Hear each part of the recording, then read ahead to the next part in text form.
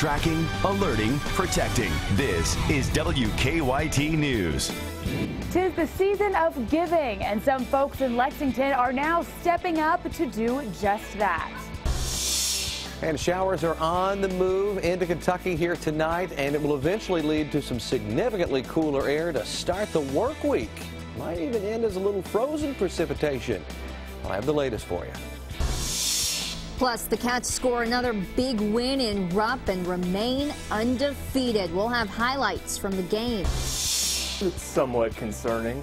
The search is on for the latest two inmates that walked away from the Blackburn Correctional Complex.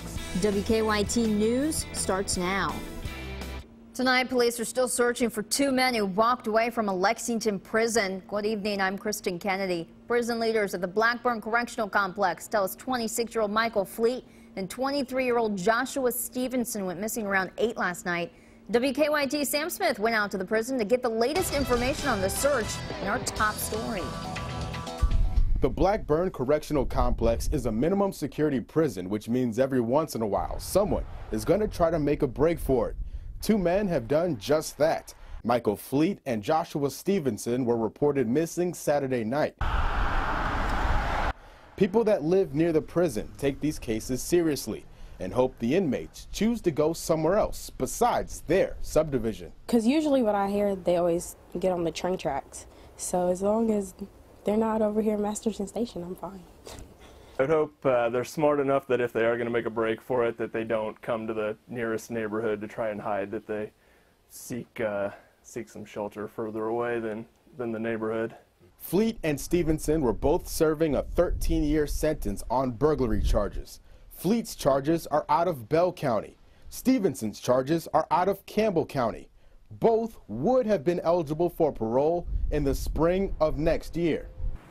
People living here tell me they like to stay connected whenever an inmate escapes the prison. They do that by using Facebook to help spread the word. They'll keep a close eye out for Fleet and Stevenson until they're caught. In Lexington, Sam Smith, WKYT. Blackburn leaders will meet tomorrow to discuss what to do next. They are still actively searching for the two men. Kentucky State Police tell us they've arrested a man after a more than 4-hour standoff. They say they responded to a domestic dispute earlier today, and the man inside the home threatened to harm any troopers that approached. After more than 4 hours, state police were able to convince him to surrender.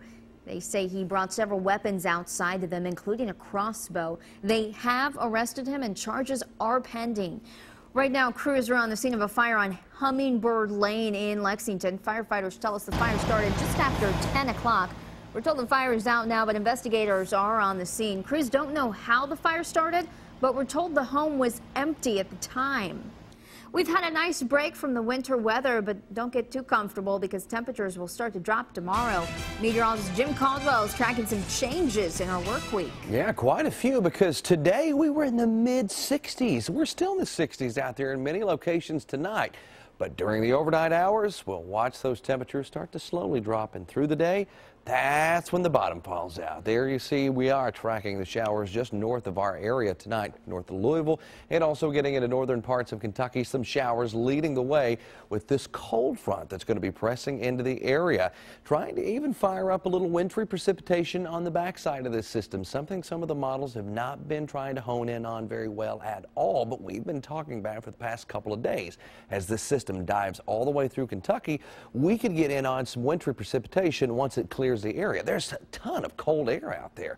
You got 20s showing up across parts of Illinois, 30s, but look here, Lexington still holding on to the 60-degree mark out there tonight, and those temperatures will continue to drop during the day tomorrow. So let's plan your Monday. Out the door, showers around, mild temperatures around 52 as you send the kids out to school, but by lunchtime, quite a bit cooler in the mid-40s. And how about trying to mix some of that rain with some snow as temperatures are going to continue to fall, maybe right around 34, maybe a little colder in some spots. That's what kind of a Monday we have for you, and we'll track the rest of it coming up for you here in just a few minutes. The Wildcats played in Rupp Arena today and came out on top against Providence. Lee K. Howard joins us now with highlights from the big game. You know, Kristen, no player played more than 25 minutes, and once again, it was a balanced attack by the Wildcats this afternoon against Providence. Near the end of the first half, Willie Cauley-Stein finds Carl Anthony Towns for the big dunk. Wildcats finished the half strong to lead 26-22 at the intermission. Kentucky opened the second half on an 18-7 run. Alex Poitras for the finish. That'll get the crowd going in Rupp Arena. Aaron Harrison driving the lane, leaving it for Towns. The finish and the foul. Towns had 11 points to go with 6 rebounds. And just what it looked like Kentucky's streak of three-pointers made would be in jeopardy. Well, Devin Booker puts an end to that from long distance. The streak lives on 907 straight games with a three-pointer. Aaron Harrison adds another one. Andrew Harrison then pokes the ball free and uses 2 hands for safety. Big game for Andrew, big game for Tyler Eulis. Speaking of big games, how about Cauley-Stein? He scored 11 to go with 6 rebounds and then adds that exclamation point right there. Wildcats get the win 58-38. And on the football side of things, Neil Brown called his final game as the offensive coordinator at Kentucky on Saturday in Louisville. And today, Brown and his family made the trip to Alabama, where he will be introduced as the new head football coach at Troy Monday morning. Brown spent 2 seasons as the Wildcats OC under Mark Stoops. And Brown said that this was a job that he's always wanted. We will hear from him coming up a little bit later in sports. Firefighters are investigating a deadly fire in Whitley County. The county coroner tells us 85-year-old Harold Carpenter was found dead after a fire at his home on Highway 904 in Williamsburg. The fire started around noon. Carpenter's body is in Frankfort for an autopsy. All 4 people accused of shooting a Danville restaurant employee faced a judge this week. According to the Advocate Messenger, a grand jury indicted Robin Adams, Patrick Brand, and Rico Penix. Police say they shot Zoe Reed back in September at the Domino's in Danville. Police also arrested 16-year-old Nathaniel Davis. Davis will be tried as an adult. All 4 will be arraigned Tuesday. Lexington police arrested a man today they say shot 2 people about a month ago. 19-year-old Marcellus Means is accused of shooting 2 people on Charles Avenue. Police say back in October, one of the victims approached a traffic officer on Jefferson Street and told him someone shot him. Crews took both victims to the hospital with non-life-threatening injuries. Officers arrested Means in Scott County. Investigators are trying to figure out how a fire started inside a Frankfort home on Hillview Court. The fire this weekend damaged a bedroom in the house. The homeowner says she was storing all of her son's Christmas gifts in the bedroom. Police and firefighters believe the fire could be an arson. I cried the whole night. Yesterday when I walked inside, I started crying. I couldn't really do nothing but cry. Firefighters aren't sure whether the house will be livable again. He's helping children across Kentucky. In just a few minutes, we'll tell you how one Lexington man is making sure kids stay warm this winter. Lexington man is making it his mission that every child who needs a coat gets one this winter. In a story that's new at 11, WKYT's Jordan Valines meets up with Divine Karama. He organized a coat drive to help children across central Kentucky. Hey, how you doing? It's more than just a warm welcome. I appreciate that, man. Divine Karama is trying to keep children warm this winter. This weather, it got cold quick. It did. Just like these coats. Probably a large, extra large, right? This single father's story isn't one size fits all. And I was a single parent at one point in time, so I've been there. I know what it's like to make those tough decisions, so I kind of know what they've been through. Now that I'm blessed enough to be in a position a little bit better off, I want to be able to give back and help. After noticing that several kids at bus stops weren't wearing coats, that's definitely what tugged the heartstrings. He began taking up donations. Did you see that? Did you see the hat with it? There's a little hat that came with it. Even using his own money to make sure that every kid has a coat. There you go. Let's see what we got.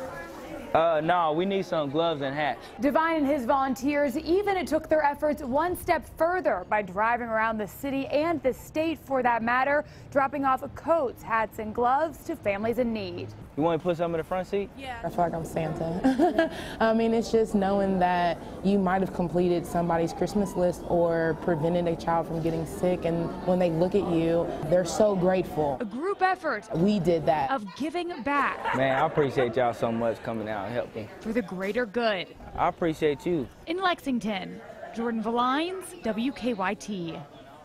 If you'd like to donate new or gently used children's winter clothing to the cause, you can visit the Facebook page Believing in Forever Incorporated. You can help us help children have a brighter Christmas this year. Tomorrow, we here at WKYT want to pack our lobby with toys, clothes, food, and other supplies for the mission of hope. Your donations will go to more than 18,000 children and families in Kentucky and Tennessee. You can drop off donations at our Winchester Road studios between 6 a.m. and 6 p.m. Monday, or look for the Blue Barrels at Chick-fil-A, Valvoline, Curves, and Pearson and Justice Dental locations through December 8th. For more information and a list of Blue Barrel locations, go to WKYT.com. The search for a missing Ohio State University athlete ended tonight. We'll tell you where police found him and why the discovery shocked many. The search for a missing Ohio State University football player is over. The discovery of his body left friends and family stunned. Omar Villafranca reports from Dallas.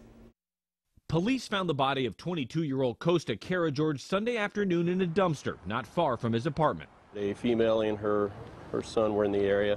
They were going through the dumpsters looking for items when they came across a male. Investigators say it appears Karageorge took his own life. Preliminary investigation is showing that he died from what appears to be a self-inflicted gunshot wound. We have recovered a firearm at the scene. Karageorge had been missing since early Wednesday when roommates say he left his apartment to go for a walk. Friends and classmates fanned out across Columbus searching for him. He's never missed competition, never missed practice. The Buckeyes played arch-rival Michigan on Saturday. Costa Karageorge, a first-year football player, has been missing since Wednesday. Friends, family, members of the university community, along with Columbus police, are part of an ongoing search. Karageorge's mother, Susan, told police her son had a history of concussions and spells of extreme confusion. His most recent concussion was just last month. Susan Karageorge said she received a text from Karageorge around 1:30 Wednesday morning. Her son mentioned the concussions and wrote, "I am sorry if I am an embarrassment." Stunned classmates held a vigil on campus Sunday night. The investigation into Karageorge's death is continuing. Omar Villafranca, CBS News. Karageorge joined the football program last August. Prior to that, he was a wrestler. Ohio State's football coach Urban Meyer said Karageorge was a hard worker and an important player in practice. Heads up to City of Lexington recycling customers. The city will resume residential recycling collections tomorrow. If you remember, last week, city leaders suspended collections after high winds damaged the fabric roof on part of the recycling facility where trucks drop off loads. Crews removed the roof. The facility can now safely operate uncovered until new fabric is installed.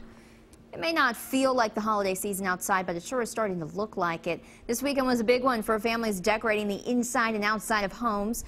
Local Christmas tree farms were filled with folks shopping for the perfect Fraser fir. It's kind of a silly tradition, but yeah, the same saw every year for 9 years, or I guess even goes before that when my wife and I were cutting our own trees. But yeah, we bring out the kids, and everybody has to take their turn at the saw, even the youngest kid that we have. So we love doing it every year.